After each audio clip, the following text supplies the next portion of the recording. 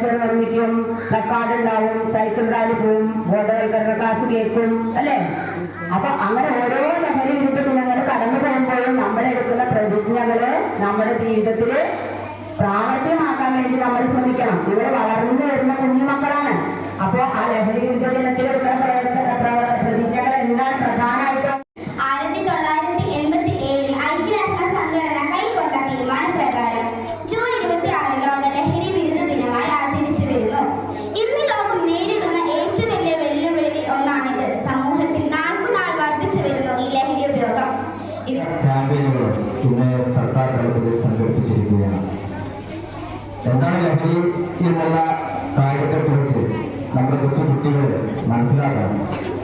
ചെറിയ ചെറിയ ലഹരി പദാർത്ഥങ്ങൾ തുടക്കത്തിൽ നമ്മൾ ഉപയോഗിക്കുന്നത് നമ്മുടെ ശരീരത്തിന് ഒരു കാരണവശാലും അല്ലേ മോശം കാര്യങ്ങൾ നമുക്ക് ഒഴിവാക്കാം. കുറെ നല്ല കാര്യങ്ങളുണ്ട് ലോകത്ത് അല്ലേ, കുറെ നല്ല കാര്യങ്ങളുണ്ട്.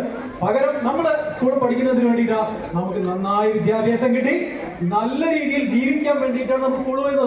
അങ്ങനെ തന്നെയല്ലേ? അങ്ങനെയല്ലേ? പഠിക്കാതെ നമ്മളൊക്കെ സ്കൂൾ. അതിനർത്ഥം പ്രകൃതി പോലും ഈ ദിവസത്തെ അത്രയേറെ പ്രാധാന്യത്തോടെ കാണുന്നു. ഇന്നത്തെ ദിവസത്തിന്റെ പ്രത്യേകത എന്താണ്? അന്താരാഷ്ട്ര ലഹരി വിരുദ്ധ ദിനം.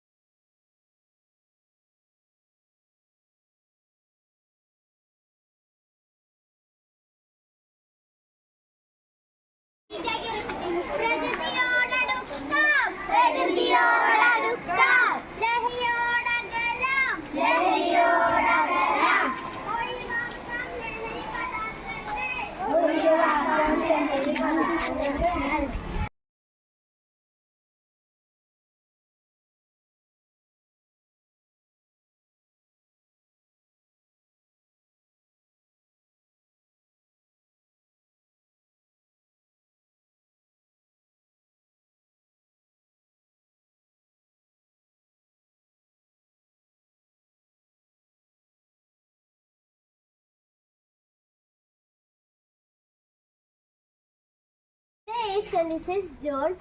We are celebrating Anti-Drug Day. Drug abuse became a major issue in whole world. This is also known as International Day. We are celebrating became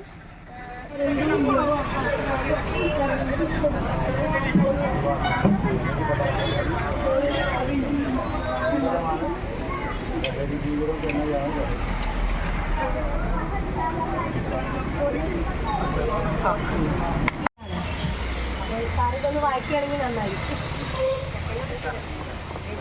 നടക്കാം, ജീവിതം ആസ്വദിക്കാം.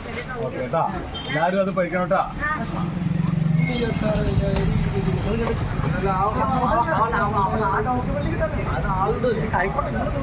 അത് വേണ്ട ഒരാൾ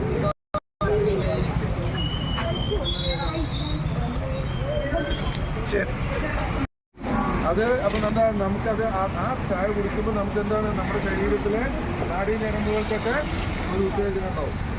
മനസ്സിലായോ? അതാണ്. അപ്പോൾ അത്തരത്തിൽ നമുക്ക് ഉപയോഗിക്കുന്നതിലൂടെ അമിതാവേശം അല്ലെങ്കിൽ അമിത ആസക്തി എന്ന് പറയും. നമുക്ക് കൂടുതൽ ഉപയോഗിക്കാൻ തോന്നുന്ന പദാർത്ഥങ്ങളുണ്ട്. ആ പദാർത്ഥങ്ങൾ എന്താ വെച്ചാൽ നമ്മൾ ചെറുതായിട്ട് ഉപയോഗിച്ച് തുടങ്ങിക്കഴിയുമ്പോഴേക്കും അത് കൂടുതൽ നമുക്ക് ഉപയോഗിക്കാനായിട്ട് തോന്നും.